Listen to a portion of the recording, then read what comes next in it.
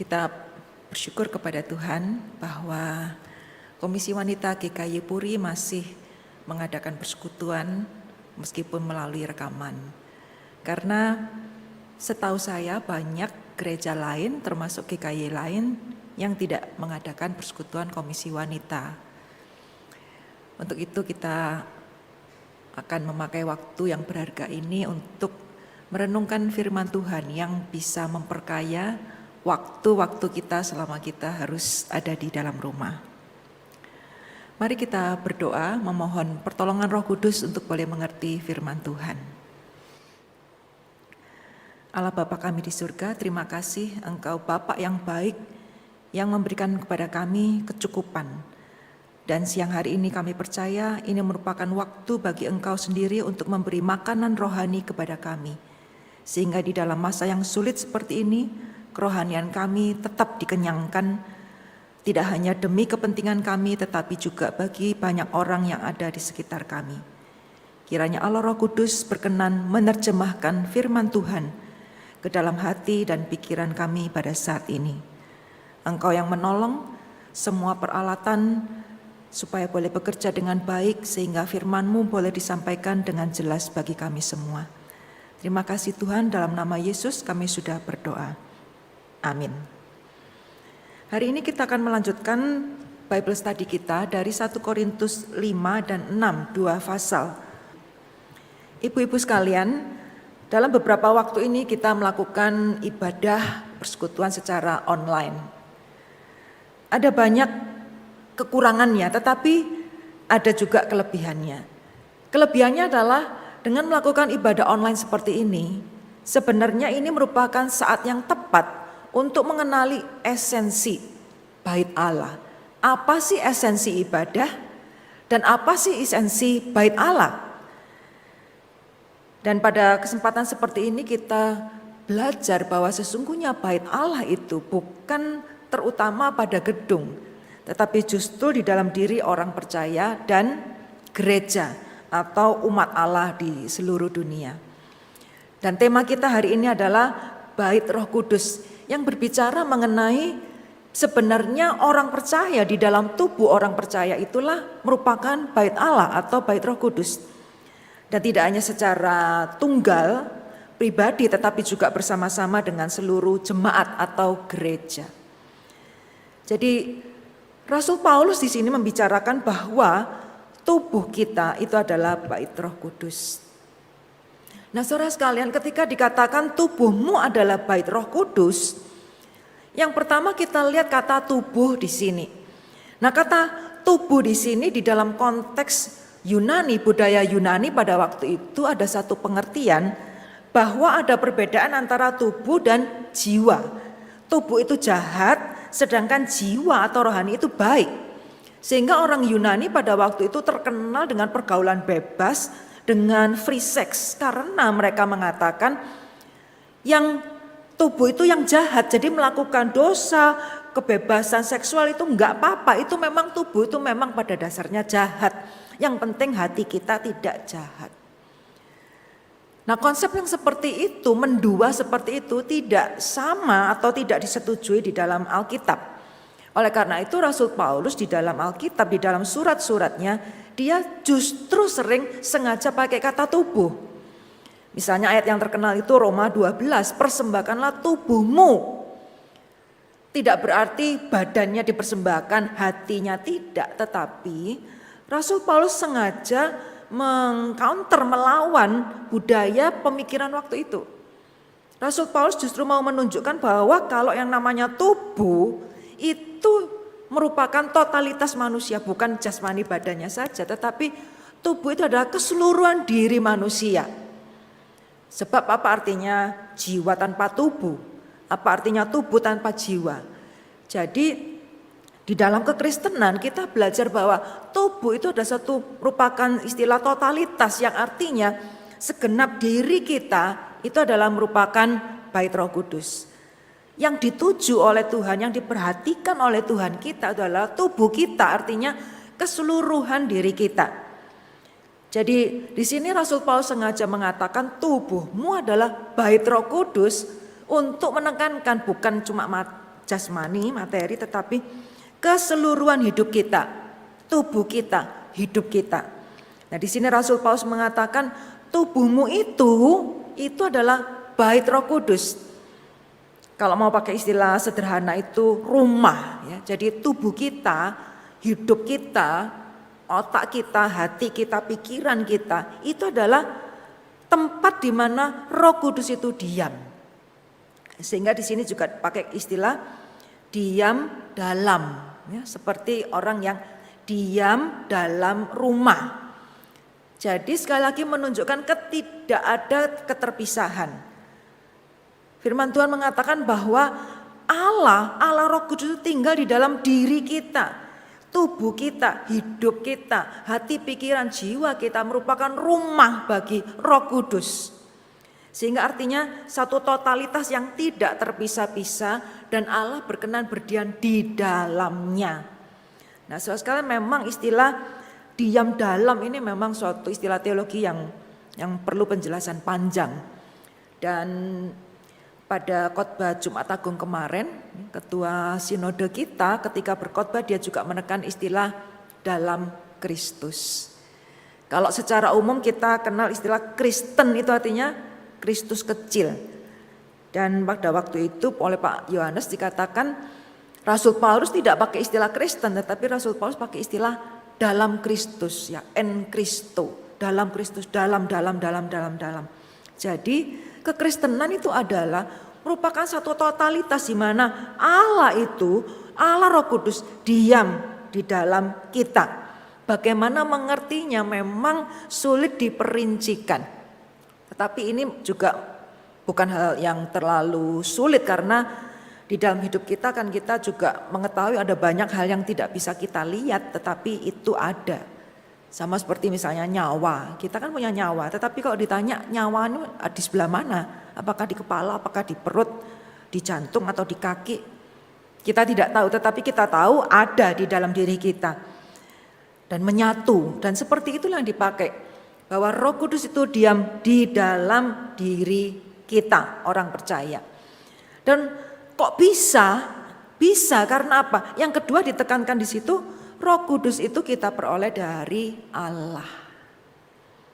Jadi bahwa Allah itu bisa dan mau tinggal di dalam diri kita itu adalah anugerah dari Allah sendiri. Kita peroleh dari Allah bukan karena kita mau, bukan karena kita mampu. Karena enggak mungkin kita mampu kan. Jadi yang kedua di sini tekankan bahwa ini semacam hibah, anugerah yang sangat besar bahwa Allah yang besar itu rela tinggal di dalam diri kita yang kecil dan terbatas ini. Jadi saudara sekalian, konsep bait Roh Kudus itu konsep yang luar biasa besar. Yang di dalam 2 pasal ini kita bicarakan itu bicara mengenai pribadi orang masing-masing, semua orang percaya masing-masing pribadi. Itu adalah bait Roh Kudus. Tetapi juga Rasul Paulus di sini kadang-kadang memakai kata jamak, yaitu jemaat. Artinya di mana ada kumpulan orang percaya, umat Tuhan seluruh dunia, disitulah Allah tinggal berdiam di dalamnya. Karena itu Allah berkepentingan mengurusi pribadi demi pribadi, sekaligus Allah juga berkepentingan mengurusi, mau tahu memelihara jemaat Tuhan secara keseluruhan. Dan itu akan dibahas di dalam 2 pasal ini. Nah, yang perlu kita pikirkan sebagai aplikasi misalnya kita ini kalau sudah yakin ya bahwa Roh Kudus diam di dalam diri kita, maka kita itu memperlakukan Allah, memperlakukan Roh Kudus itu seperti orang kos, kontrak atau seperti orang yang punya rumah. Kalau orang kos itu kan umumnya ya tidak mau tahu kos yang di sebelah kamar, di depan kamar, kiri kamar, enggak mau tahu. Pokoknya saya pulang pergi terserah saya. Saya mau makan enggak makan, enggak perlu pamitan. Jadi tidak peduli, itu namanya orang kos. Kalau orang kontrak itu tinggalnya lebih lama tetapi nggak mau memelihara karena pikirnya ini bukan rumah saya kok. Setiap saat bisa keluar. Sedangkan orang kalau merasa itu rumah saya, rumah keluarga, tinggal bersama-sama, maka akan saling menyesuaikan dan saling menjaga. Nah, saudara sekalian, kabar baiknya Allah itu mau tinggal di dalam diri kita seperti Dia adalah keluarga, bahkan kepala keluarga. Allah tidak mau in the cost, tidak mau kontrak. Dia mau menjadi bagian keluarga dan menjadi gembala, kepala keluarga. Nah, karena itu baiklah kita memperlakukan Allah itu juga sebagai keluarga di dalam yang tinggal bersama sehingga kita menyesuaikan. Tidak memperlakukan Allah atau Roh Kudus seperti orang kos. Apalagi seperti orang yang kontrak yang bisa diusir dan seterusnya. Jadi saudara sekalian, bait Roh Kudus itu adalah satu hibah, anugerah yang besar yang kita terima. Dan kita ini yang bisa kita lakukan adalah kita ini seperti kita itu punya HGB, hak guna bangunan. Ada seorang jemaat yang cerita kepada saya bersaksi, nah, puji Tuhan Bu, saya jual rumah, saya dapat uang, kemudian yang beli rumah saya itu bicara bahwa dia belum perlu rumah itu, sehingga orang itu menawarkan kami Bu tinggal di rumah itu gratis. Hitung-hitung untuk jaga rumah supaya rumahnya enggak rusak. Jadi jemaat itu bersaksi, puji Tuhan Bu, saya jual rumah, dapat uang. Kemudian yang kedua, boleh nempati di situ gratis asal saya menjaga. Saudara sekalian, kira-kira mirip seperti itu yang Tuhan lakukan bagi saudara dan saya. Kita ini dibeli oleh Tuhan. Nah, tubuh kita, seluruh hidup kita itu milik Tuhan. Nah, kita ini kewajibannya apa? Hak guna bangunan, hak guna badan. Yaitu bagaimana kita ini memelihara, merawat baik-baik. Karena ini dititipi, dipinjemi oleh Allah kita. Jadi marilah kita memanfaatkan hak guna bangunan, hak guna badan ini dengan baik. Karena yang berkuasa, Allah yang sangat berkuasa itu rela tinggal di dalam dan bersama dengan kita. Nah, saudara, oleh karena itu ada beberapa cara pengaturan tentang bagaimana kita ini bersikap sebagai orang yang percaya. Nah, Rasul Paulus di sini bicara pengaturan mengenai jikalau ada orang yang berdosa di dalam jemaat. Nah, saudara sekalian, pasal 5 ini memang pasal yang sangat mengejutkan sebenarnya. Kok bisa ya? Kok bisa di dalam satu jemaat gereja yang besar pada waktu itu, yang banyak karunia, banyak orang pinter, kok bisa di dalam jemaat seperti itu justru ada orang yang melakukan dosa secara sengaja, bahkan kemudian seluruh jemaat itu membiarkan, bahkan berbangga, sombong, bermegah. Itu yang dipakai oleh Rasul Paulus. Jadi rupanya saudara di sini di dalam jemaat yang besar yang banyak karunia itu ada orang yang melakukan dosa perzinahan, yaitu dia tinggal bersama, hidup bersama dengan ibu tirinya. Jadi istri dari papanya, istri dari ayahnya, ibu tirinya, dia tinggal bersama dengan ibu tirinya. Jadi sampai Rasul Paulus mengatakan orang yang gak percaya Tuhan saja gak melakukan itu kan melanggar etika secara umum, bukan cuma masalah kekristenan. Secara umum pun sangat tidak pantas seorang anak itu kemudian tinggal atau mengawini atau hidup bersama ibu tirinya. Lu kok bisa ada di tengah kamu dan bahkan kamu bermegah. Jadi Rasul Paulus memberitahukan sikap terhadap orang yang memelihara dosa di dalam jemaat.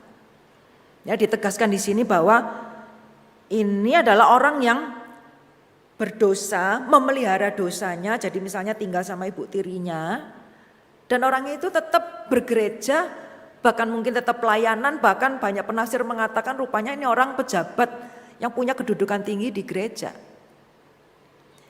Jadi orang ini sudah berdosa dan ada di jemaat dan orang-orang itu menerima dia. Sehingga dalam konteks seperti itu orang yang memelihara dosa di dalam jemaat, jadi bukan orang yang di luar gereja, bukan di luar jemaat, dan bukan orang yang berdosa 1-2 kali lalu bertobat. Orang ini memelihara dosanya. Nah, terhadap orang yang seperti itu, maka Rasul Paulus memberikan beberapa petunjuk. Yang pertama dikatakan, bukankah kamu itu pantasnya kamu itu berduka cita. Pantasnya kamu itu berduka cita, seperti ya istilah duka cita di sini yang benar-benar dipakai seperti orang yang kalau ditinggal keluarga itu meninggal. Mestinya sangat susah. Mestinya kamu kan patutnya berduka cita, kok malah kamu bermegah. Jadi saudara sekalian, yang pertama-tama kalau sampai ada di dalam kelompok kita, di dalam persekutuan dan jemaat kita orang yang jelas kelihatan berdosa dan memelihara dosa itu, maka kita seharusnya berduka cita. Lalu yang kedua, Rasul Paulus memberitahu petunjuk praktisnya adalah menjauhkan orang itu dari tengah-tengah jemaat. Jangan dibiarkan orang seperti itu dijauhkan dari tengah-tengah jemaat. Ya minimal jangan di tengah gitu. Jangan dibiarin. Ya. Jauhkan dari tengah-tengahmu dan bahkan pakai satu kalimat yang sangat tegas. Serahkan dalam nama Tuhan Yesus dengan doa kepada iblis. Supaya binasa badannya, tubuhnya agar rohnya diselamatkan pada hari Tuhan. Di sini memang pakai kalimat yang sangat tegas, tetapi tegasnya itu bukan kejam, tetapi justru di dalam kasih. Karena di sini dijelaskan lebih baik orang itu tubuhnya binasa, tetapi rohnya diselamatkan pada hari Tuhan. Artinya jangan dibiarin, kalau dibiarin lama-lama orang ini betul-betul binasa. Ini artinya suatu ketegasan. Kalau orang itu sengaja bahkan sombong terhadap dosanya, kita ini harus berdoa di dalam nama Tuhan, serahkan dia kepada iblis supaya tubuhnya dibinasakan. Jadi ini merupakan satu ungkapan kedukacitaan Rasul Paulus dan ketegasan Rasul Paulus terhadap orang yang berdosa. Nah, saudara sekalian, sekali lagi bukan ini masalah kejam atau tidak kejam, tetapi masalah ketegasannya. Tegas karena cinta kepada orang itu dan iman yang besar kepada keselamatan orang percaya. Orang yang percaya pasti akan diselamatkan oleh Tuhan. Jadi itu yang ditegaskan oleh Rasul Paulus. Dan petunjuk berikutnya adalah jangan bergaul dengan orang cabul. Jangan bergaul karena apa? Di bagian yang lain dikatakan pergaulan yang buruk merusak kebiasaan yang baik. Mungkin kita enggak, tetapi kalau kita terus-menerus kumpul dengan orang yang cabul, orang-orang yang porno, lama-lama kita ketularan, paling tidak kita menerima imbas. Sama seperti misalnya saudara dekat dengan orang yang merokok. Kita enggak ikut menikmati rokoknya, kita menghirup asapnya, ngapain, rugi kan? Jadi jangan bergaul, jangan dekat dengan orang-orang yang seperti itu. Dan bahkan pakai kata jangan sekali-kali makan bersama.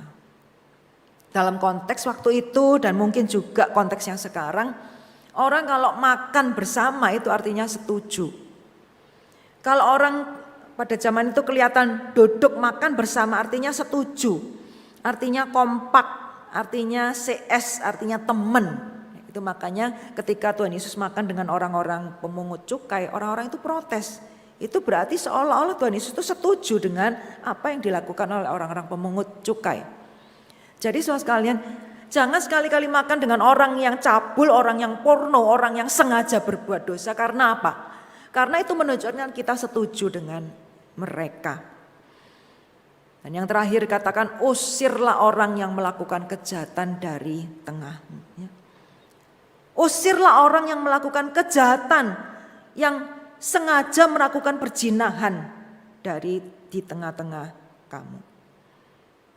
Memakai kata yang sangat tegas, usirlah.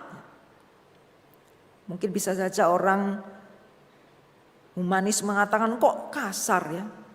Tetapi saudara sekalian, kalau pendosa itu, pezina itu, orang yang cabul itu, dia tegas masuk dan tinggal di tengah-tengah jemaat.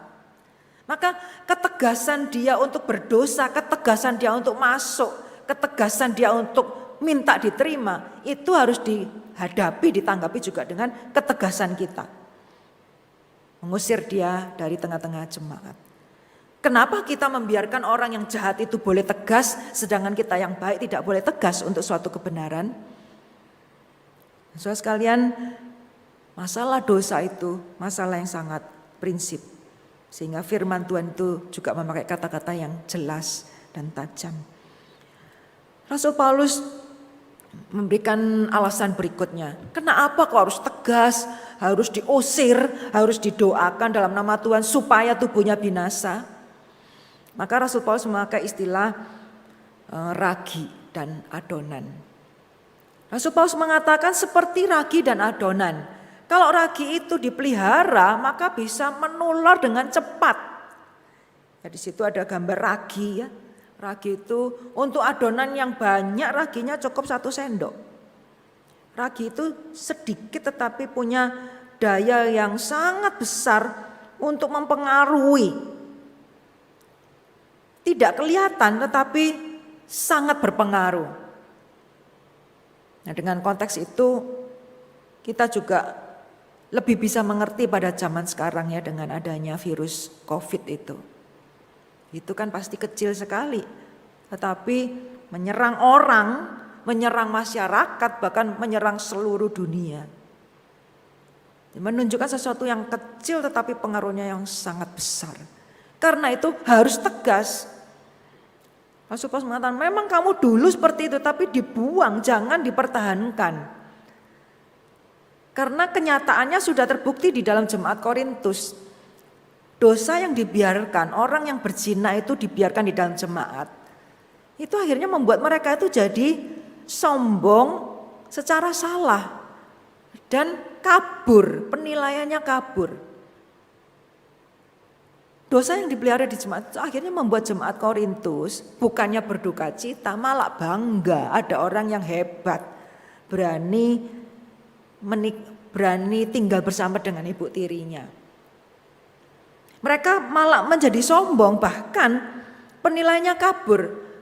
Mereka bisa protes, bisa marah, bisa melecehkan Rasul Paulus, tetapi tidak berani marah kepada orang yang melakukan dosa di tengah-tengah mereka. Jadi dosa itu kalau dipelihara membuat orang itu gak tahu lagi yang mana benar dan yang mana yang salah. Bahkan bisa memiliki kesombongan yang salah. Jadi saudara sekalian, ketegasan terhadap dosa itu sangat penting.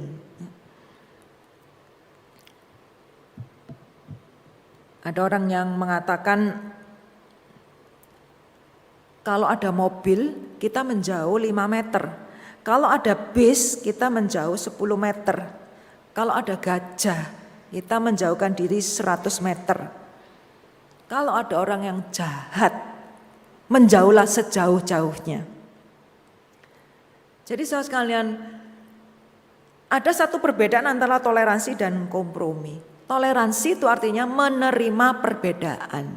Itu oke, harus di dalam masyarakat yang majemuk seperti ini. Tetapi kompromi itu artinya menerima yang salah. Nah, itu tidak boleh. Toleransi menerima perbedaan oke. Tetapi kompromi membenarkan menerima orang yang berdosa, bersalah, itu tidak boleh. Jadi aplikasinya yang pertama ya kita tentu saja memeriksa diri, bukan memeriksa orang. Bukan memeriksa jemaat atau gereja. Pertama diri kita sendiri. Mungkin seperti para murid yang bertanya kepada Tuhan Yesus, "Saya Tuhan?" Memeriksa diri, apakah saya ini sadar tidak sadar memelihara satu dosa yang saya pelihara? Mungkin hanya saya yang tahu atau kiri kanan yang saya tahu, mereka juga oke, saya oke.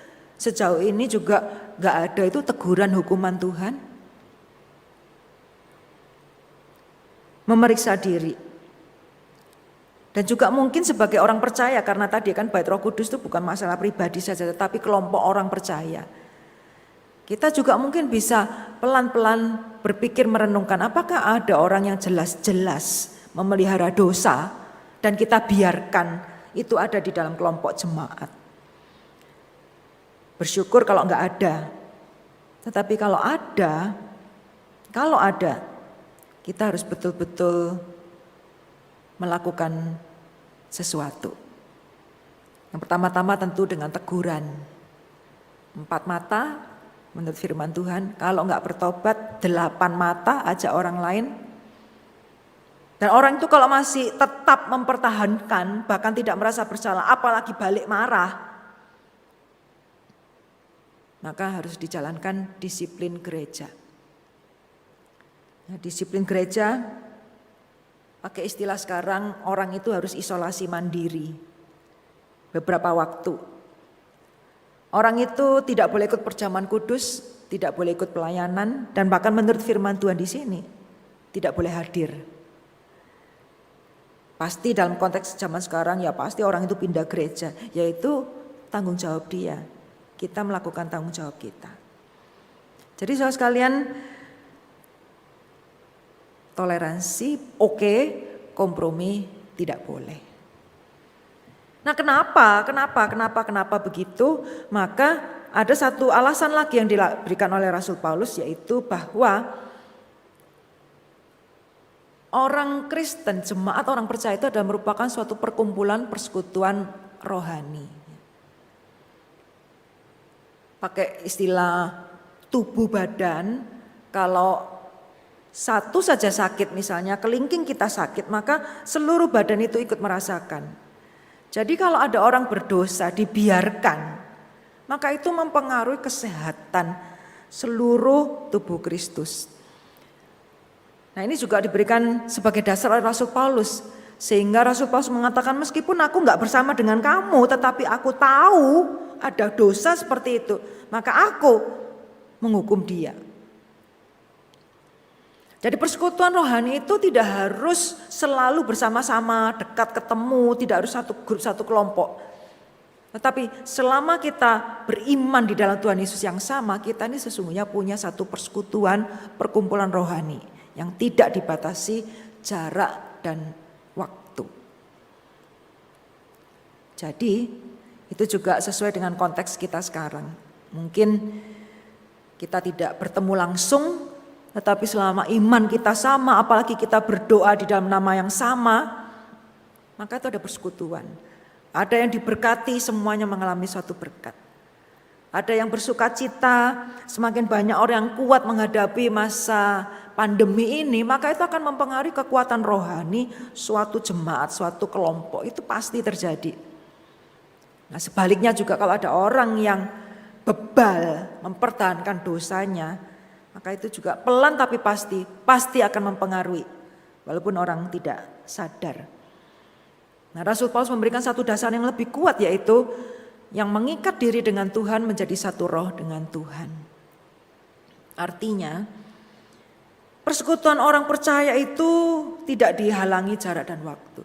Dan di dalam persekutuan orang percaya itulah Tuhan juga bersama-sama dengan kita. Satu roh dengan kita.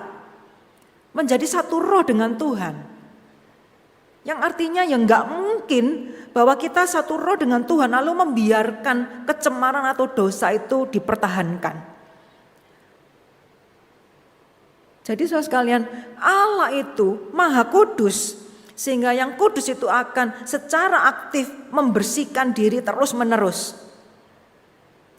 Jadi bagi Tuhan ketika ada satu orang yang memelihara dosa, maka Roh Kudus akan secara aktif terus mengusahakan supaya orang-orang itu ditiadakan. Karena tidak mungkin yang bersih, yang kudus itu selalu memelihara kekotoran noda dosa di dalamnya.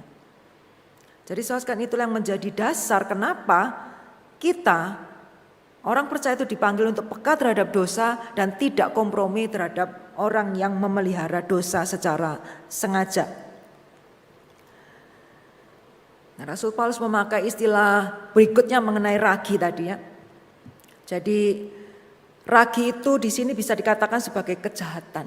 Nah, Rasul Paulus mengatakan kalau kamu sudah percaya Tuhan, maka kamu itu seperti roti yang tidak beragi. Nah, roti tidak beragi, lalu domba yang disembelih itu memakai gambaran orang Israel pada zaman Perjanjian Lama. Jadi orang Perjanjian Lama itu diperbudak puluhan tahun di Mesir, lalu mereka mau keluar. Nah, Tuhan melalui Musa ya memakai dengan berbagai mukjizat, mereka itu akhirnya bisa keluar. Nah, sebelum keluar mereka itu siap-siap. Nah, ketika siap-siap keluar itu mereka disuruh membuat roti yang tidak beragi. Ya. Supaya tahan lama ya, supaya cepat bisa dipakai, bisa diambil, bisa dimakan, tidak perlu nunggu raginya mengembang. Rasanya memang tidak enak seperti roti yang beragi.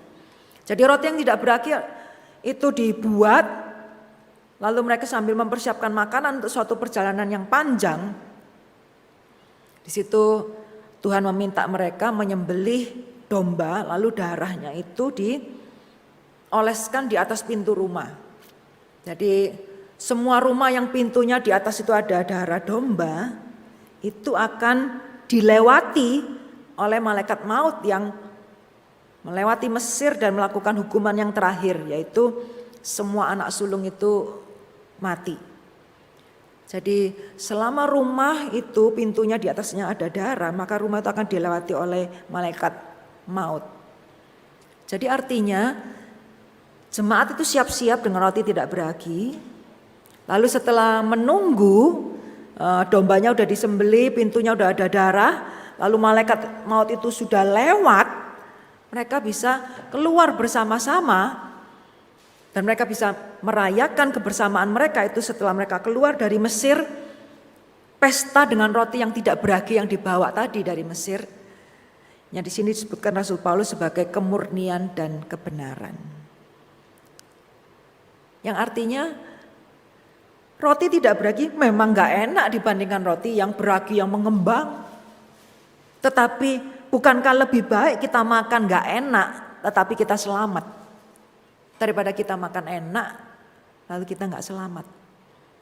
Pilih mana, kita makan roti yang tidak beragi yang gak enak atau disembelih seperti domba Paskah. Domba Paskah itu disembelih, darahnya dicurahkan menebus mereka sebagai simbol Tuhan Yesus.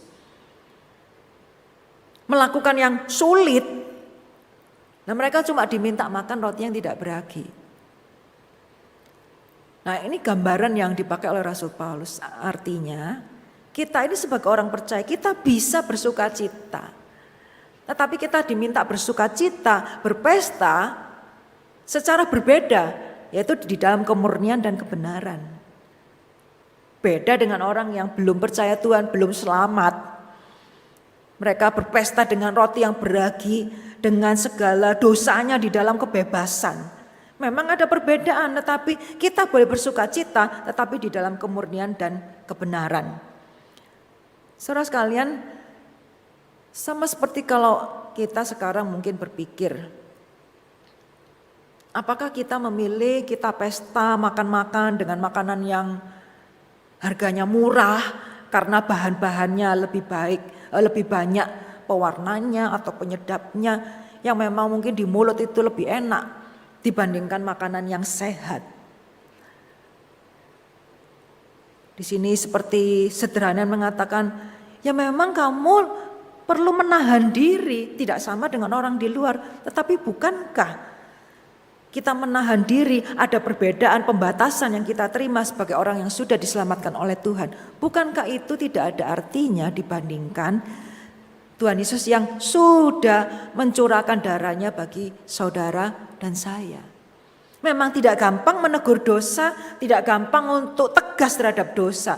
Tetapi yang tidak gampang, yang sulit itu tidak bisa dibandingkan dengan kesulitan pengorbanan darah yang sudah Tuhan Yesus lakukan bagi saudara dan saya. Nah, itu sebabnya saudara sekalian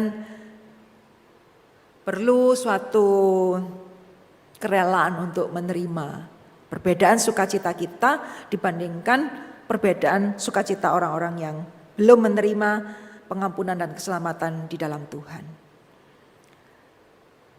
Berikutnya Rasul Paulus bicara di dalam pasal yang ke-6. Di pasal yang ke-6 itu masalah yang berbeda. Jadi nampaknya di dalam gereja itu ada perselisihan. Seperti kita tahu kan di Korintus tadi jemaat itu kota besar, banyak orang yang terpandang, banyak orang pandai, banyak orang kaya. Sehingga sangat mudah terjadi konflik, semuanya merasa lebih tahu, lebih berhak dan seterusnya. Nah, rupanya di sini ketika ada masalah itu mereka tidak bisa menyelesaikan di dalam, lalu mereka minta tolong orang di luar gereja, di luar jemaat, orang yang tidak percaya Tuhan untuk menyelesaikan masalah mereka. Nah, saudara sekalian, di dalam konteks zaman itu pengadilan itu sudah banyak yang namanya suap. Jadi kecurangan, suap itu sudah banyak terjadi pada zaman itu. Sehingga pada zaman itu sering terjadi orang yang punya uang itu yang bisa masuk ke pengadilan, orang itu yang lebih bisa bayar hakim, penuntut dan seterusnya. Sehingga kebanyakan orang yang punya uang, yang punya jabatan, pengaruh itu yang menang. Sehingga orang yang kurang itu seringkali dirugikan.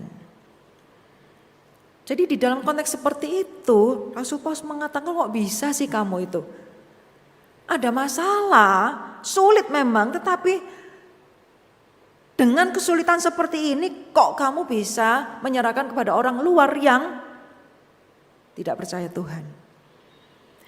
Sehingga Rasul Paulus di sini memberikan satu tuntunan. Kalau ada masalah konflik di dalam jemaat satu, cari dulu di dalam orang internal yang berhikmat yang bisa melakukan rundingan untuk menemukan solusi. Rasul Paulus juga mengatakan semacam nyindir ya, ini aku katakan untuk memalukan kamu. Katanya kamu banyak orang pinter, kok bisa masalah gini aja kamu serahkan orang luar. Jadi kalau ada masalah dalam jemaat satu, cari dulu di tengah-tengah kita. Dan ini satu hal yang sangat baik. Dan gereja-gereja besar sekarang juga sudah banyak ya yang memberikan bantuan konseling, bantuan hukum dan lain sebagainya. Dan gereja yang besar sama seperti GKY, banyak gereja, banyak cabang, pastilah banyak orang yang bisa dimintain tolong. Kalau ada masalah-masalah psikologi, masalah hukum dan seterusnya. Jadi cari dulu di dalam. Nah, kenapa? Karena di sini ada satu landasan doktrinal. Rasul Paulus mengatakan, sadarilah kelak kapan-kapan kita itu orang percaya itu akan menghakimi dunia dan menghakimi malaikat. Jadi di sini firman Tuhan memberitahu bahwa orang percaya itu punya satu peran dan potensi nanti di dalam langit dan bumi yang baru kita ini akan menghakimi dunia dan malaikat. Jadi kalau kita ini kelak pasti dikasih peranan akan memerintah, akan menghakimi dunia, langit, bumi yang baru dan malaikat. Ya mestinya mulai sekarang latihan dengan masalah-masalah yang ada di dalam jemaat. Jangan diserahin pada orang, ini latihan. Kalau nyerahkan orang keluar nanti orang luar yang bertambah pandai. Jadi alasan doktrinal untuk melakukan sesuatu yang praktis. Lalu Rasul Paulus juga mengatakan, kamu sendiri mendatangkan ketidakadilan dan kerugian. Jadi ketika ada masalah di dalam jemaat, yang pertama-tama adalah periksa diri. Salah saya apa? Jadi pikir dulu, apakah ada perilaku tidak adil yang kita lakukan, yang merugikan saudara-saudara kita sendiri. Jangan buru-buru diserahkan kepada orang luar. Bahkan yang terakhir Rasul Paulus mengatakan, ya enggak apa-apa kalau terpaksa rugi, kalau terpaksa menderita ketidakadilan daripada kamu minta tolong orang di luar. Masalah itu tidak enak, dirugikan itu tidak enak, tetapi kerugian ketidakadilan bukankah itu boleh di nomor duakan? Kalau kita hendak menjaga kesatuan, kesaksian jemaat Tuhan. Dan bahkan memandang masalah itu sebagai satu wadah latihan untuk peran yang Tuhan sediakan bagi kita pada masa yang akan datang. Jadi saudara sekalian, jangan buru-buru, bahkan jangan mencari keadilan di luar. Di luar itu jauh lebih tidak adil. Baiklah kita rela menderita kerugian ketidakadilan sambil berdoa meminta mencari orang yang berhikmat di dalam jemaat, supaya masalah dan konflik itu bisa diselesaikan. Masalah itu wajar, bahkan sehat kalau kita selesaikan dengan baik. Berikutnya Rasul Paulus memberitahu juga alasan doktrinal lagi ya. Karena kalau surat-surat Rasul Paulus itu rumusnya satu. Doktrinal pengajaran lalu aplikasi. Doktrinal pengajaran, lalu aplikasinya apa? Pengajaran kebenaran, lalu penerapannya apa? Lalu surat itu juga cirinya apa yang Tuhan lakukan dan apa yang harus kita lakukan. Jadi apa yang Tuhan lakukan baru apa yang kita lakukan, tidak dibalik. Jadi kekristenan itu bukan Taurat yang nyuruh ini, nyuruh itu, nggak boleh ini, nggak boleh itu tanpa dasar. Dasarnya adalah Tuhan yang sudah melakukan, maka kita perlu melakukan. Nah di sini dia memakai istilah doktrinal yang sangat kuat ya. Jadi bersatulah, dosa itu dibereskan, carilah keadilan di dalam. Karena apa? Karena dikatakan dulu memang kamu sama dengan orang luar, tetapi kamu telah memberikan dirimu disucikan, dikuduskan, dibenarkan dalam nama Tuhan. Nah yang perlu kita perhatikan di sini kata pasif dan aktif. Kata yang pasif itu disucikan, dikuduskan, dibenarkan. Jadi pembenaran, penyucian, pengudusan itu karya Tuhan, bukan karya kita. Kita dibenarkan, kita disucikan, dikuduskan oleh Allah, bukan karena kita mampu atau mau. Sedangkan yang pasif adalah kamu telah memberi dirimu. Jadi yang di sini dimaksudkan adalah kita ini perlu secara aktif memberi diri untuk mau menerima karya Allah, yaitu disucikan, dikuduskan, dibenarkan. Kamu dulu seperti itu, tetapi sekarang ingat kamu itu sudah pasif, sudah menerima pembenaran, pengudusan, penyucian. Maka kamu baiknya aktif memberi diri secara rela. Lalu di situ sekali lagi ada kata dalam ya 2 kali. Dalam nama Tuhan, dalam roh Allah kita. Menunjukkan sekali lagi bahwa ini adalah anugerah yang sangat besar dalam nama Tuhan Yesus, dalam roh Allah kita. Jadi di sini bicara mengenai Allah Tritunggal. Allah Tritunggal itu karyanya secara aktif. Dia membenarkan, menyucikan, menguduskan. Nah kita ini bagian kita adalah memberi diri. Jadi kembali kepada ilustrasi yang tadi ya. Kita ini seperti orang semacam sudah tanda tangan terima rumah di sorga. Yang kita lakukan adalah hak guna bangunan. Bagaimana kita hidup dengan benar, merawat dengan benar. Seperti ilustrasi tadi, nggak perlu nyicil, nggak perlu bayar cicilan. Yang kamu kerjakan adalah peliharalah, bersih-bersihlah dengan baik. Hiduplah berbeda dengan orang yang belum dibenarkan, belum disucikan, belum dikuduskan. Jadi berikutnya Rasul Paulus bicara mengenai kebebasan. Kebebasan secara umum dan juga kebebasan yang level sangat dasar itu adalah boleh nggak boleh, halal atau haram. Level yang dasar karena sejak anak kecil anak-anak suka tanya boleh nggak permen, boleh nggak coklat, boleh nggak main, ya, boleh nggak boleh, itu sangat basic dasar.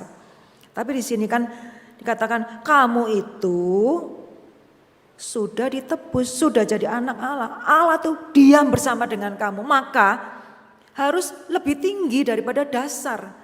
Yaitu di sini dikatakan berguna atau enggak. Jadi kalau ada tawaran ini dan itu, pikir dulu ini berguna atau tidak. Bukan soal boleh dan tidak boleh. Bukan masalah dosa enggak dosa. Bukan masalah nanti aku kehilangan keselamatan atau tidak. Bukan masalah nanti aku dihukum Tuhan atau tidak.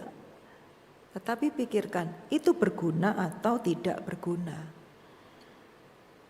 Jadi kebebasan Kristen adalah kebebasan di dalam anugerah.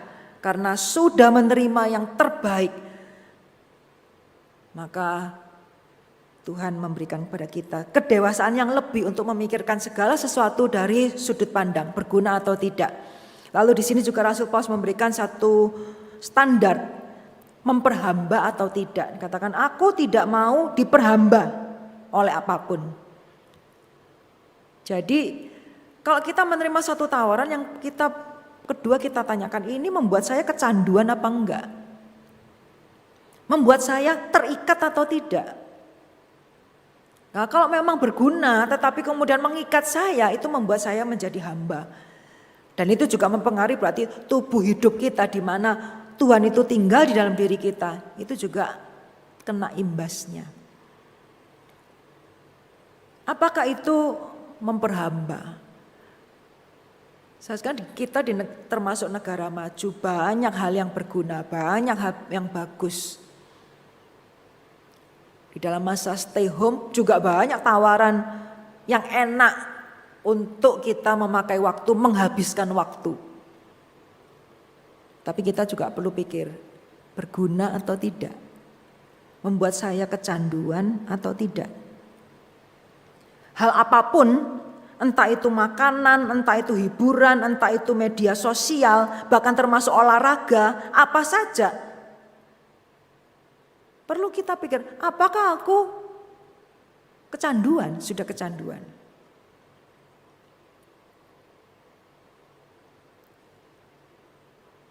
Karena kebebasan yang secara umum itu artinya orang mengatakan pokoknya aku boleh melakukan semua, bebas melakukan semua. Tapi kebebasan Kristen sesungguhnya adalah saya bebas untuk tidak melakukan semua yang saya tidak mau. Saya bebas untuk tidak melakukan.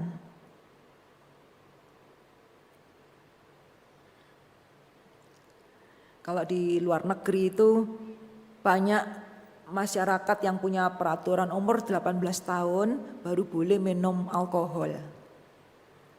Sehingga ketika umur 18 tahun langsung mereka menunjukkan kebebasannya, sudah boleh minum alkohol. Mulai belajar minum, belajar mabuk dan seterusnya. Lalu orang yang gak mau, lalu dilecehkan, kamu belum dewasa, kamu gak mau minum. Sebenarnya perlu dipertanyakan, kalau umur 18 boleh dan harus minum, itu artinya tidak bebas. Kebebasan sejati artinya aku mau bisa, aku enggak mau juga enggak apa-apa. Itulah kebebasan sejati. Nah, Rasul Paulus bicara mengenai bebas ini dalam konteks makanan dan kenikmatan jasmani tubuh atau seks.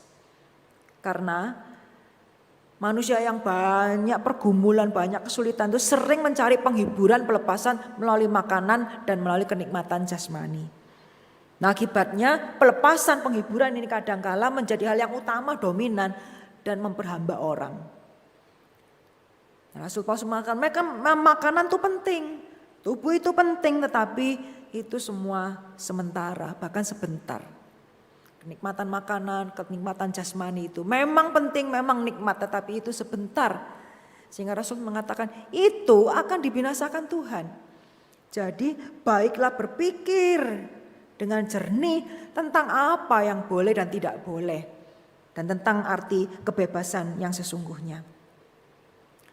Ada kutipan yang sangat baik yang saya dapatkan. Yang pertama dikatakan batas antara kebebasan dan ketidakpedulian itu kadang saru atau kabur. Kadang-kadang aku bebas itu sebenarnya artinya aku gak peduli kamu mau ngomong apa. Ya, kebebasan yang sejati tidak meniadakan kepedulian kepada orang lain. Nah, kutipan berikutnya dikatakan kebebasan bukan mengizinkanmu untuk melakukan segala hal yang kau inginkan, melainkan mengajarkanmu untuk tidak melakukan apa yang tidak kamu inginkan. Itulah kebebasan sejati. Tahu apa yang perlu, boleh, dan apa yang tidak perlu dan tidak berguna. Jadi saudara sekalian, di dalam masa-masa kita mungkin banyak di rumah, kita perlu memikirkan adakah makanan, kegiatan tertentu yang saya bebas mau melakukan, tetapi saya sulit untuk tidak melakukannya. Saya sulit untuk stop. Jikalau ada hal yang seperti itu, disitulah tanda bahwa kita tidak bebas dan kita tidak boleh mempertahankan.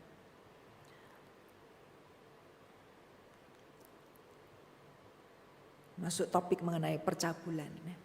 Kenapa enggak boleh percabulan? Di sini Rasul Paulus memberikan alasannya. Enggak boleh kamu itu melakukan percabulan karena apa?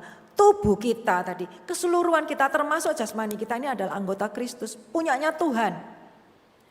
Lalu dikatakan karena perjinahan percabulan itu seperti kita mengikatkan diri dengan perempuan atau pria yang cabul menjadi satu tubuh dengan dia. Ya, ini topik yang tersendiri ya.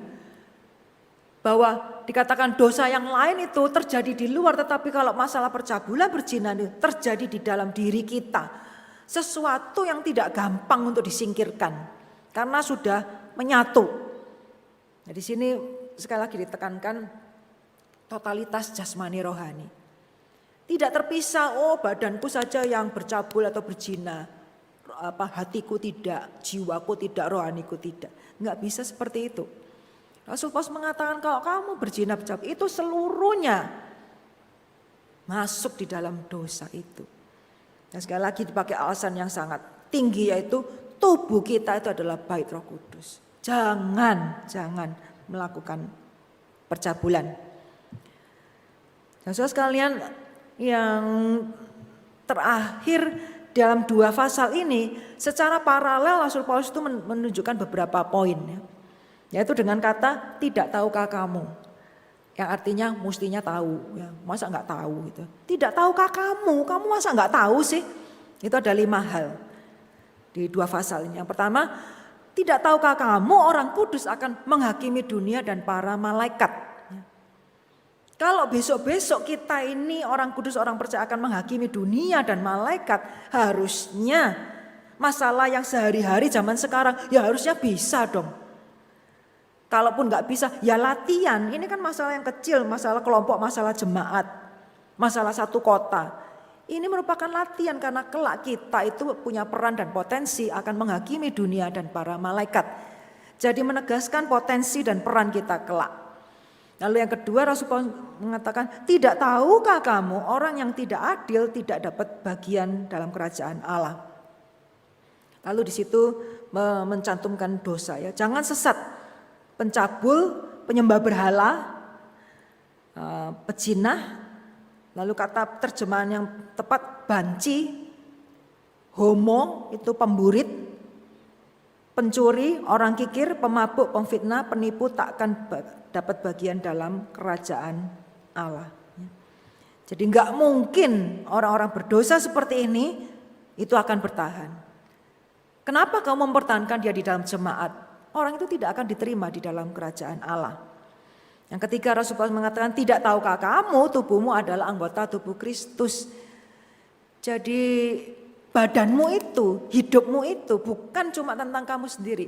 Tetapi hidupmu, badanmu, jasmanimu, semua dirimu itu adalah anggota Kristus yang secara kesatuan. Jadi jangan serahkan kepada percabulan. Yang keempat, tubuhmu adalah bait Roh Kudus yang sudah kita bahas tadi. Sehingga yang kelima, tidak tahukah kamu adalah milik Allah. Jadi yang pertama, kedua itu bicara masa depan ya. Kelak kamu akan menghakimi dunia para malaikat. Dan kelak orang-orang itu tidak dapat bagian dalam kerajaan Allah. Nah yang sudah terjadi sekarang adalah tubuhmu itu anggota tubuh Kristus, tubuhmu adalah bait Roh Kudus. Jadi yang akan datang yang sekarang, maka yang terakhir, kamu adalah milik Allah. Karena kamu milik Allah, kan kok bisa? Karena sudah dibeli dengan lunas. Karena itu muliakan Allah dengan tubuhmu. Jumat Agung, Paskah, itu semacam momen pembayaran Allah yang membayar kita yang berdosa ini, ditebus. Jadi ketika Paskah itu, ketika Tuhan Yesus dibangkitkan itu semacam konfirmasi, tanda terima Allah Bapa sudah menerima pembayaran dari Tuhan Yesus. Nah karena sudah ada tanda terima pengesahan sudah dibayar, maka muliakanlah Allah dengan tubuhmu. Muliakanlah Allah dengan tubuhmu. Allah mau tahu, Allah ingin kita memuliakan Dia juga dengan tubuh kita. Jadi tubuh itu keseluruhan, tubuh kita masing-masing, hidup kita masing-masing, tubuh itu sangat penting. Nah, bicara tubuh secara jasmani, juga di sini kita bicara kebangkitan Kristus. Bahwa Yesus itu juga dibangkitkan secara jasmani, badannya juga dibangkitkan, bukan cuma rohnya, karena orang bisa melihat Yesus yang hadir. Ya, Thomas kan juga dikatakan bisa menyucukkan tangannya ke badan Yesus. Jadi tubuh itu penting karena dibuktikan kebangkitan tubuh Yesus dan dikatakan di sini bahwa kita juga akan dibangkitkan tubuh kita bersama dengan Tuhan. Karena itu muliakan Tuhan dengan tubuhmu. Tubuh kita penting dan Tuhan mau tahu dan Tuhan mementingkan. Dalam pengertian itu maka juga di dalam masa pandemi ini kesehatan tubuh kita itu juga penting bagi Tuhan. Tuhan juga mau tahu, Tuhan juga mau menolong, Tuhan ikut bekerja di dalam masa pandemi virus ini. Karena bagi Tuhan tubuh kita penting. Tapi itu juga sekaligus merupakan simbol seluruh hidup kita itu penting di hadapan Tuhan. Begitu penting sehingga Dia membayar. Karena itu yang kita lakukan adalah muliakan Tuhan dengan tubuhmu. Secara praktis, bagaimana kita memuliakan Tuhan dengan hidup kita sehari-hari, dengan badan kita. Karena badan kita, kepala, tangan, kaki kita ini juga penting bagi Tuhan.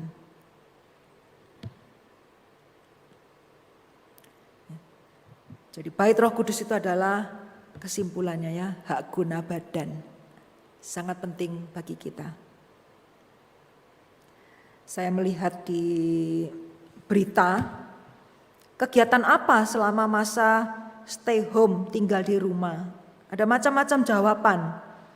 Ada artis yang menjawab, yang dilakukan media sosial, masak, ngobrol dengan orang rumah yang biasanya jarang. Lalu menulis rencana setelah bebas mau kemana. Ada penyanyi dangdut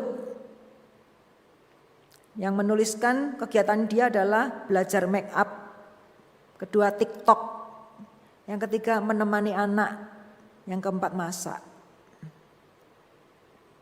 Sedangkan yang saya baca dari artikel dari seorang pakar kesehatan dan psikolog, maka dikatakan kegiatan yang baik adalah baca buku, belajar, berolahraga, melakukan hobi, dan media sosial. Ada banyak cara saudara sekalian memakai waktu kita, bertanggung jawab pada badan kita. Hak guna bangunan adalah bagaimana bertanggung jawab terhadap rumah yang Tuhan berikan. Kita bersih-bersih, beres-beres. Karena Tuhan mau tahu, karena bagi Tuhan penting apa yang kita lakukan dengan badan kita sehari-hari dan dengan keseluruhan hidup kita. Kiranya saudara dan saya memakai hak guna badan kita, HGB kita dengan bertanggung jawab dan menyenangkan Tuhan. Mari kita berdoa. Allah Bapa kami di surga, terima kasih untuk firman-Mu. Engkau mengingatkan kami bahwa kami adalah bait Roh Kudus. Terima kasih untuk anugerah kepercayaan yang sangat besar. Dan mohon pertolongan-Mu supaya kami bisa bertanggung jawab, memakai kehidupan kami, tubuh kami secara total untuk memuliakan nama-Mu. Demikian juga di dalam masa yang sulit ini, Tuhan tolong kami supaya berbijaksana memakai setiap waktu, setiap kekuatan bersama dengan Tuhan. Sebab kami tahu Tuhan, masa seperti ini pun Tuhan jadikan untuk kebaikan kami. Tolonglah kami untuk melakukan apa yang sudah kami mengerti di dalam firman-Mu. Dalam nama Tuhan Yesus kami berdoa. Amin.